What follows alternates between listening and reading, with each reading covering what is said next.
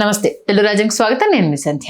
ఏపీలో రాజ్యసభ సీట్ల గడువు ముగుస్తుందన్నప్పటి నుంచి ఆశావాహుల పేర్లు కావచ్చు, కూటమి అనుకుంటున్న పేర్లు కావచ్చు, సమీకరణాలు కావచ్చు, రకరకాలుగా మనం వింటూనే ఉన్నాం. ఈ నేపథ్యంలో ఇప్పుడు మరో కొత్త సమీకరణం తెర మీదకి వచ్చింది. అంటే గతంలో వైఎస్ జగన్ హయాంలో రాజ్యసభ సీట్లకు సంబంధించి ఏ సమీకరణాల నేపథ్యంలో సీట్లు కేటాయించారు, ఇప్పుడు కూటమి తీసుకొస్తున్న పేర్లు ఆ కుల సమీకరణాలకు సంబంధించి అంటే రెండింటిని కలిపి రఫాడిచ్చే ప్రయత్నం చేస్తున్నారు. మరి గతంలో వైఎస్ జగన్మోహన్ రెడ్డి కుల సమీకరణాలను బేస్ చేసుకుని రాజ్యసభ సీట్లు ఇచ్చారు, ఇప్పుడు కూటమి ఎలా సీట్లు ఇవ్వబోతోంది తెలుసుకునే ప్రయత్నం చేద్దాం. రాజకీయ విశ్లేషకుడు, చరిత్రకారుడు చిలగడ శ్రీకాంత్ గారు మనతో ఉన్నారు. ఆయన మాటల్లోనే. శ్రీకాంత్ గారు నమస్తే అండి. నమస్తే సంజయ్ గారు.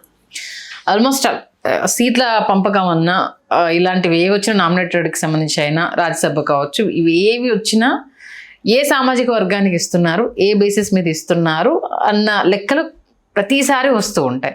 బట్ ఈసారి ఏంటంటే ప్రీవియస్ది ప్రజెంట్ది కంపేర్ చేసి చెప్తున్నారు. ఈ రాజ్యసభ సీట్లకు సంబంధించి ముందు మీ విశ్లేషణ.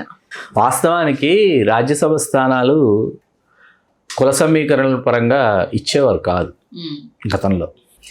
గతంలో ఆయా రంగాలలో విశేష కృషి చేసినటువంటి, వివిధ హోదాలలో పనిచేసినటువంటి, వివిధ రంగాలకు చెందినటువంటి ఇట్లా కొన్ని పారామీటర్స్ ఉండేవి. వాటిని ఆ నిబంధనలను అనుసరించి రాజ్యసభకి నామినేట్ చేసేవాళ్ళు. ఆ నామినేట్ చేసేటటువంటి ప్రక్రియ కాస్త ఎన్టీ రామారావు గారు ముఖ్యమంత్రి అయిన తర్వాత మొట్టమొదటిసారి ఆయన రాజ్యసభకి కొంతమందిని ఎంపిక చేసినప్పుడు నాదెళ్ల భాస్కర్ రావు గారు పార్టీలో నెంబర్ 2 అన్నమాట. ఆయన ఫలానా వాళ్ళు వీళ్ళకి ఇచ్చామన్నది ఒకటి అనౌన్స్ చేశారు. అక్కడి నుంచి ఏమైందంటే ఇది కులపరమైనటువంటి ఒక టర్మ్ తీసుకుంది. అక్కడి నుంచి ఎప్పుడు రాజ్యసభకు ఎవరిని ఏ పార్టీ నుంచి నామినేట్ చేయాల్సి వచ్చినా ఇది కులపరమైనటువంటి రంగు పులుముకుంది. అలాగే కులపరమైన రంగు, ప్రాంతం ఇవన్నీ పక్కన పెడితే మీకు ఇక్కడ డైరెక్ట్ ఎలక్షన్ చేయలేనటువంటి వాళ్ళు, డైరెక్ట్ ఎలక్షన్లో పక్క రాష్ట్రాల్లోనో ఇంకొక చోటో డిఫీట్ అయిన వాళ్ళు, ఫెయిల్ అయిపోయినటువంటి వాళ్ళని తీసుకొచ్చి ఫలానా రాష్ట్రం నుంచి పంపిస్తాము, నామినేట్ చేస్తాం రాజ్యసభకు అనేది ఒక తెరదీశారు కొన్ని రాజకీయ పార్టీలు. దీంట్లో ఉదయగిరి నుంచి వెంకయ్య నాయుడు గారు భాజపా అభ్యర్థిగా ఆయన గతంలో 2 సార్లు శాసనసభకు ప్రాతినిధ్యం వహించారు. ఆ తర్వాత ఎప్పుడూ ఆయన శాసనసభకి పోటీ చేసింది లేదు. ఆయన కర్ణాటకకు వెళ్ళి కర్ణాటక నుంచి 3 సార్లు దాదాపుగా ఆయన రాజ్యసభకు నామినేట్ అయితే, ఒకసారి బాగా గుర్తుంది నాకు, 2 సార్లు నామినేట్ అయ్యారు. నామినేట్ అయిపోయిన తర్వాత అక్కడ కేంద్రంలో సమీకరణాలు చూస్తున్నప్పుడు ఏమంటే ఇక్కడ పలానా నాయుడు కమ్యూనిటీ ఎక్కువ ఉంది కదా బెంగళూరులో, అందుకని మీరు అక్కడికి వెళుతున్నారా అంటే అవునని చెప్పారు ఆయన. ఓకే, అవునని చెప్పిన తర్వాత ఇది బెంగళూరులో ఉన్నటువంటి బలిజ సామాజిక వర్గానికి చెందినటువంటి వాళ్ళకి తెలిసింది. అక్కడ చిత్తూరు ఈ ప్రాంతం నుంచి బెంగళూరుకు చేరుకున్నటువంటి కమ్మనాయుడు అని పిలుస్తారు. మీకు Bengaluru born and brought up local Balijas అందరూ బలిజ నాయుడు అనేది ఇట్స్ వెరీ ఫెమిలియర్ అనమాట. బలిజ నాయుడు అనేది వాళ్ళకి ఆ సంగతి తెలిసి ఇప్పటివరకు ఈయన మన కోటాలు అంటే మన కమ్యూనిటీని చూపించి ఈయన రాజ్యసభకు నామినేట్ అవుతున్నారు అన్నది ఒకటి తెర మీదకి వచ్చి, 3వసారి అక్కడి నుంచి ఆయన నామినేట్ అవ్వాలని వెళితే ఎయిర్పోర్ట్ నుంచే చాలా నిరసన సెగల్ని వెంకయ్య నాయుడు గారు ఎయిర్పోర్ట్లను ఎదుర్కోవాల్సి వచ్చింది. ఈ సామాజిక వర్గంలో ఉన్నటువంటి ముఖ్యులు 100 మంది వెళ్ళిపోయి నిరసన తెలియజేస్తే ఆయన ఆ సమయంలో కర్ణాటక నుంచి కాకుండా ఇంకొక రాష్ట్రం నుంచి నామినేట్ అయినటువంటి ఈ దృష్టాంతం నాకు ఎందుకో గుర్తొచ్చింది ఈ సందర్భంగా. కాసేపు దీన్ని పక్కన పెడితే మీరు వైఎస్ జగన్మోహన్ రెడ్డి గారి ప్రస్తావన చేశారు, బీసీలకు ఇచ్చినట్టున్నారు కదా. వస్తాను, అక్కడికే వస్తా. ఇదేంటంటే ఇప్పుడు 3 స్థానాలు, 4 స్థానాల్లో పరిమళ నత్వాని గారు, తర్వాత పిల్లి సుభాష్ చంద్రబోస్ గారు, అయోధ్య రామిరెడ్డి గారు, సానా సతీష్, మోబ్దే వెంకటరమణారావు గారు రాజీనామా చేస్తే ఆ మిగులు ఆ 1.5 years ఏదైతే ఉందో అది సానా సతీష్ కేటాయించారు. ఈ 4 ఇప్పుడు ఖాళీలు జూన్కి అవుతున్నాయి. ఆర్ కృష్ణయ్య వస్తా, ఆర్ కృష్ణ అది మళ్ళీ వేరు, ఆ కథ వేరు, వస్తా అక్కడికి. ఈ 4 అవుతున్న నేపథ్యంలో ఏంటంటే 4 ఇప్పుడు ఫుల్ఫిల్ చేయాలి. మనకున్న సమాచారం మేరకు సానా సతీష్ గారిని కంటిన్యూ చేస్తున్నారు, రెన్యువల్ చేస్తున్నారు. లింగంనేని రమేష్ గారు జనసేన నుంచి వారు దక్కించుకున్నారు. తర్వాత మిగతా 2 స్థానాల్లో ఒకటి కిలారు రాజేష్ కోసం అట్టిపెట్టారు, మన నారా లోకేష్ గారు ఆ దిశగా కృషి చేస్తున్నారు. అయిన తర్వాత ఇంకొకటి ఉంది. ఆ ఇంకొకటి ఎవరు అన్నది $1 million క్వశ్చన్గా వచ్చింది. గతంలో ఏమైందంటే ఆర్ కృష్ణయ్య గారు, మోపిదేవి వెంకటరమణారావు గారు, తర్వాత పిల్లి సుభాష్ చంద్రబోస్ గారు, బీదా మస్తాన్ రావు, నలుగురికి జగన్మోహన్ రెడ్డి గారు ఒకేసారి మీకు రాజ్యసభకు వాళ్ళు నామినేట్ చేశారు. ఆర్ కృష్ణయ్య గారికి ఎందుకు ఇచ్చారండి, ఎందుకు తీసుకొచ్చారు ఇప్పుడు అంటే, ఆయన టెక్నికల్లీ మదర్ ఒక బీసీ, ఫాదర్ ఒక బీసీ కాబట్టి, ఆయన బీసీల జాతీయ నేత కాబట్టి ఆయనకు అవకాశం ఇస్తే బీసీలందరూ మాకు మద్దతుగా నిలబడతారని జగన్మోహన్ రెడ్డి గారు అనుకున్నారు. ఆ దిశగా ఆర్ కృష్ణయ్య గారికి ఇచ్చారు. ఒకరు యాదవ సామాజిక వర్గం, ఒకరు గౌడ్ అనుకుంటాను, కృష్ణయ్య గారి మదర్ అండ్ ఫాదర్.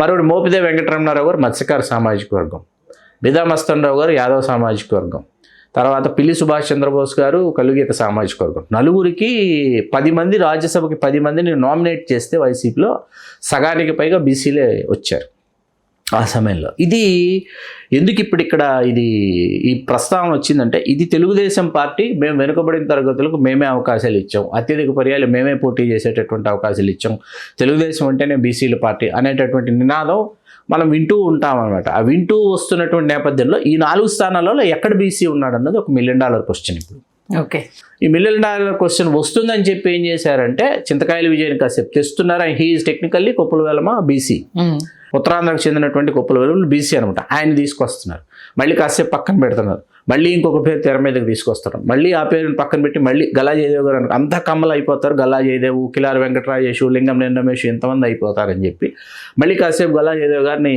నెక్స్ట్ టెన్యూర్లో చూద్దాము, కొంచెం ప్లీజ్ వెయిట్ అని చెప్పి మళ్ళీ చింతకాయల విజయం తీసుకొస్తున్నారు. ఇప్పుడు చింతకాయల విజయ్కి ఇస్తే కుప్పలవెలం నుంచి ఒక బీసీకి ఇచ్చినట్టు, లేకపోతే అది కూడా లేదు. విజయ్కి ఆల్మోస్ట్ మొండి చేయనే విన్నాము, ఎందుకంటే మొన్న చేసిన వ్యాఖ్యలతో పక్కన పెట్టాలని చిరంజీవి ఇప్పుడు అనవసరంగా ఏంటిది కామెంట్స్ చేసి, గతంలో చేసిన కామెంట్స్ ఇవి ఇప్పుడు కాకరైపోయేసరికి పక్కన పెట్టేశారనే కన్ఫర్మ్డ్ న్యూస్ వస్తుంది. అది అంటే కొత్త అంటే ఇప్పుడు బీజేపీకి కదా వెళ్ళాల్సింది, ఒకవేళ వెళ్తే ఒకటి బీజేపీకి వెళ్ళాలి. బీజేపీకి కేటాయిద్దామా, జనసేనకి కేటాయిద్దామా, ఒకటే కేటాయించి 3 తెలుగుదేశం అకౌంట్లో వేసుకుందాం అన్నది ఒక కొత్త సమీకరణం తెచ్చారు ఇప్పుడు తెలుగుదేశం అధిష్టానం. ఒకటే 60-30-10 రేషియో లేదు, ఇంకా లేదు. ఒకటి బీజేపీ లేదా ఒకటి జనసేన. అంటే జనసేన నుంచి లింగంనేని రమేష్ గారే ముందు వరుసలో కనిపిస్తున్నారు. బీజేపీ అయితే ఏంటి పరిస్థితి అన్నది మళ్ళీ అదొకసారి మాట్లాడుకోవచ్చు మనం. ఎందుకంటే మళ్ళీ బీజేపీని తప్పించేటటువంటి పరిస్థితి ఉంటే వాళ్ళు ఒప్పుకోరు కేంద్రంలో. ఎందుకు, వాళ్ళకి రాజ్యసభలో బీజేపీని ఒకరు అవసరం కాబట్టి నంబర్ వైజ్. కాబట్టి చాలా రసవత్తరంగా ఉంటుంది. చంద్రబాబు నాయుడు గారు గతంలో ఎప్పుడూ ఇటువంటి ఒక పరిస్థితిని అయితే ఆయన ఎదుర్కొని ఉన్నాడు. ఓకే, అది సన్నీ గారు తనకి రాజ్యసభ జూన్లో క్లోజ్ అవ్వబోతుంది అన్నప్పటి నుంచి చాలా టైం ఉన్నా ఉంది. ప్రతిరోజు ఒక రసవత్తర రాజకీయం అయితే సభ్యుల మెంబర్కి సంబంధించి ఇప్పటికి చాలా రకాల పేర్లు వచ్చాయి. ఇక్కడ ఆగినట్టే ఆగుతుంది. మొన్న సానా సతీష్ బాబుని తప్పించేస్తున్నారు, ఇంకొకరు అనేసరి తెర మీదకి వచ్చింది.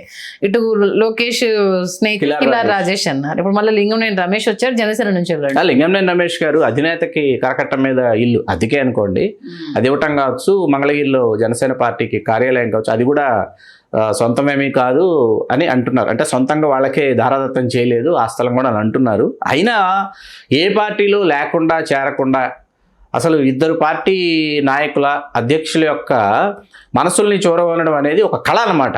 ఆ కళ భగవంతుడు ఆయనకి ఇచ్చాడు, రమేష్ గారికి ఇచ్చాడు. కాబట్టి ఆయనది సీట్ కుర్చీ కర్చీఫ్ వేసేసుకోవచ్చు, కిలార్ రాజేష్ కర్చీఫ్ వేసేసుకోవచ్చు.